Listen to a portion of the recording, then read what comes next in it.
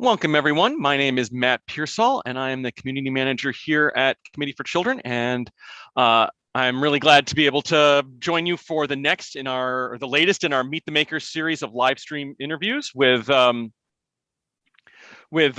people that are working behind the scenes to create the Second Step program.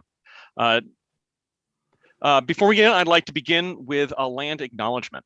Committee for Children's offices sit on the unceded traditional lands of the Coast Salish peoples, specifically the first people of Seattle, Washington, the Duwamish tribe.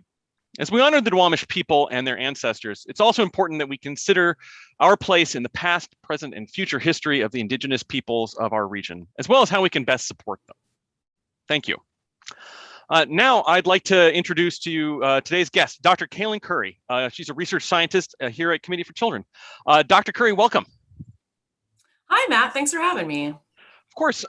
Can you take a minute to introduce yourself and let everybody know kind of what your role is with the Second Step program? Absolutely. So as Matt said, I'm Cailin Currie, and I'm the research scientist on our Second Step elementary digital program. And so I've spent the last 3 years now working with a team of talented and passionate folks, writers, instructional designers, UX, UI designers, animators, illustrators, media producers, everybody that's been pooling all of their talents to create this new program for you. In terms of my role, I feel like I have two main roles on the team. The first one is just making sure that we're using rigorous and recent research during development to ensure that our program has a strong empirical base.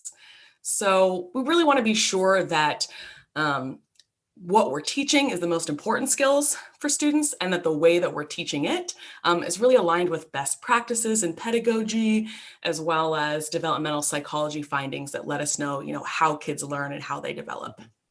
And then I would say my other role is making sure that our programs aren't just research-based, but they actually work in the real world for real educators and real students in real schools. And so for that part, easier said than done. Partnerships. Yeah. So, it has to be research-based and it has to be real. So I manage and create partnerships with wonderful educators and students to kind of gather that vital feedback on our content throughout the development process, to make sure that what we're doing, is not only have an empirical base, but it's also meeting the needs of educators and students. And so that can look like teacher advisory groups, which is an amazing group of educators all across the country that look at our curriculum and give us feedback. Or working with a wonderful culturally relevant teaching consultant to make sure that our content, is as culturally sustaining and, as meaningful and relevant to as many students as possible. Field tests, gathering data, having teachers test out our curriculum and letting us know how to improve it. So role 2 is all about gathering that data that we need to make sure that the work we're doing is going to meet the needs of our clients. It's a very cool job. Yeah, I think so. So today we're going to be talking about we're going to be focusing on one element of the work that you do, and it's looking at the design process, the kind of the research base for the design process of both our new digital K-5 program that was just released last month, and this is also for our digital K-8 program that was the digital middle school program was released last fall, the update that was released last fall.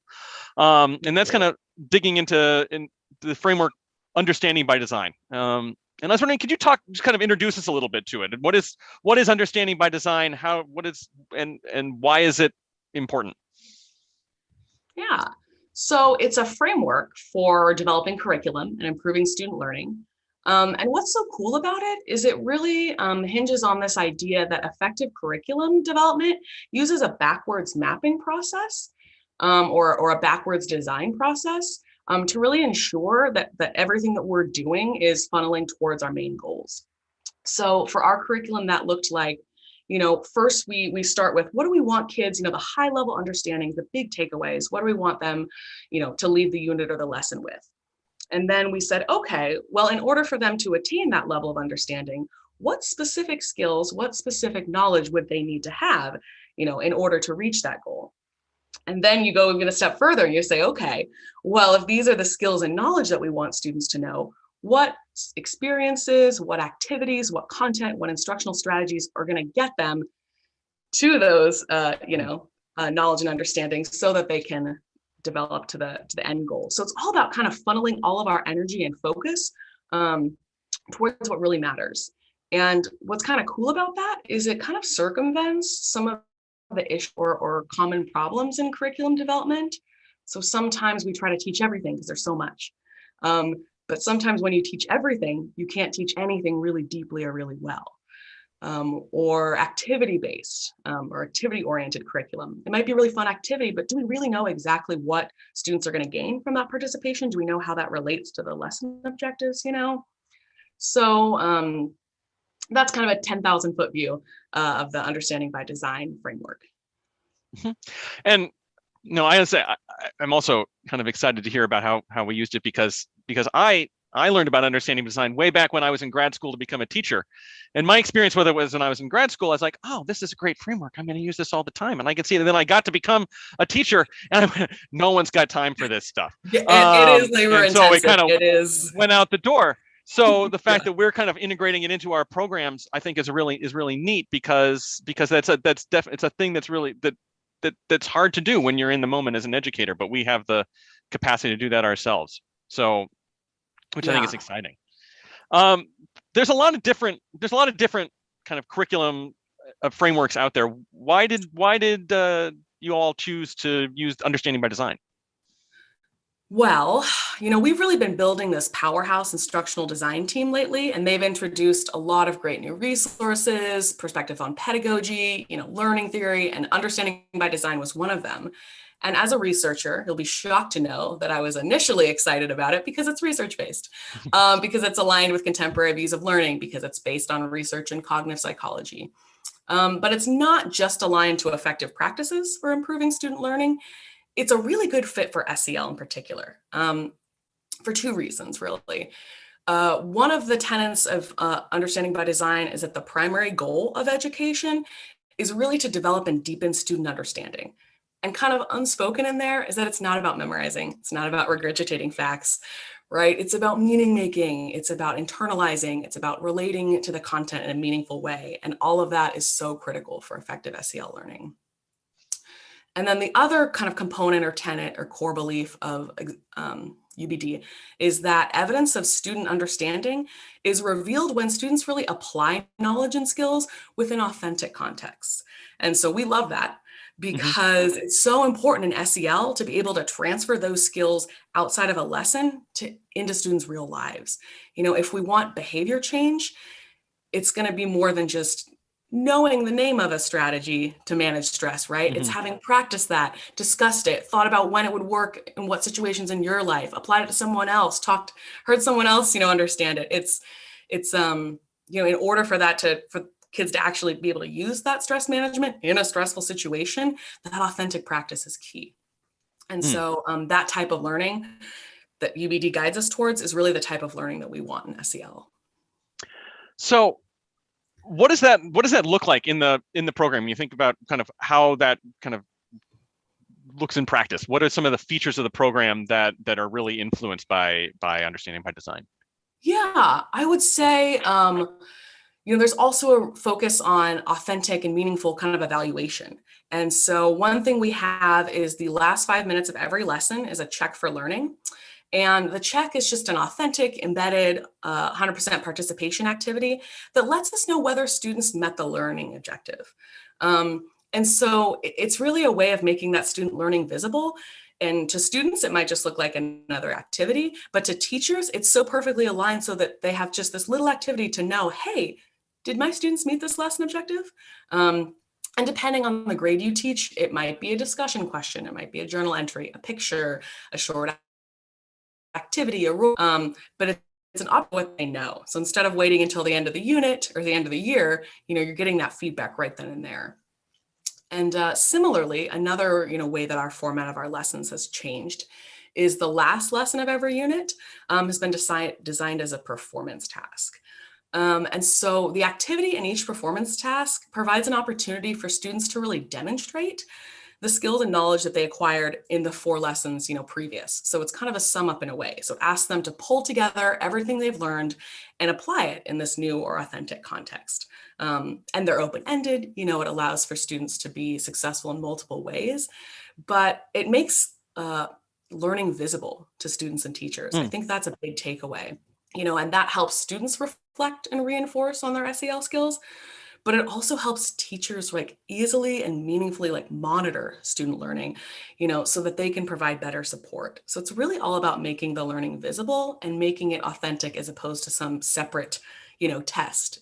It's part of the process that we're learning. Hmm. So I think those are two big changes. It's having that check for learning as a way to know if they met the lesson objective, and then having that performance task to really give students that Hmm. hands-on, collaborative, fun way of saying, hey, here's what I got from this unit. Here's how Hmm. I'm understanding it. Yeah, I think, that's one of the things that in my spot as a community manager, I've really had the fun seeing over the last year is seeing some of those performance tests, seeing educators sharing performance exemplars of performance tests their students have done on Twitter. Which, by the way, if you're watching this out there and you want to share your students' performance tasks on Twitter, please do, because it's really fun to see. It's been We really love exciting. seeing them. But something that I've taken away from that also is that they look fun. They look like it's not just about being assessed and learning objectives and stuff like that. It also looks, dare I say, engaging for the students. I mean, that's always a goal, right? It's to make something that connects with students. How have you Right. seen kind of this focus on understanding design and building these lessons around these performance, building the whole program around these performance kind of goals? How has that affected the way that students engage with the program? I think what's funny is all this, as you brought up, this really meticulous, thoughtful planning behind the scenes, all of this, it really just comes across as focused, well scaffolded lessons. You wouldn't know just how many brilliant minds had to sit there and make sure that every little skill that we're asking has been given the appropriate, it really just comes across as focused and well scaffolded and well structured. And it feels authentic and requires students to kind of dive below the surface and, apply some of these new understandings to their lives. And I think that in terms of engagement, which Matt knows is near and dear to my heart, it's one of the things that before coming to CFC, I studied student engagement. But one thing that's cool about understanding by design is it really has students or has teachers kind of provide students with the opportunity to explain, to interpret, to apply, to shift perspective, to self-assess. So it's really student-centered. And I think that it really has students take an active role in their learning.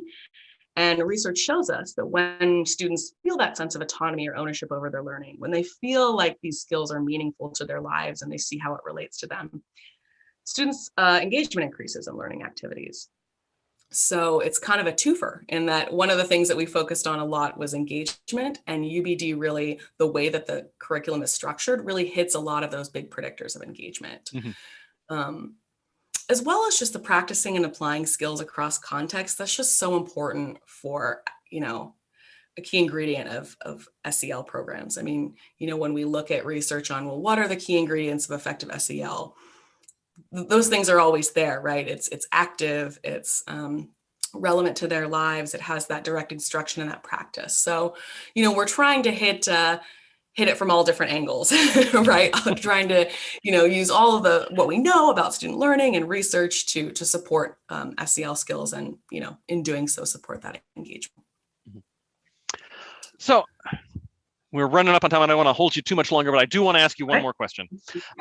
You've been working on we just released the digital K-5 program just a couple weeks ago, but you've been working on it for 3 years, you said. So that's a long time.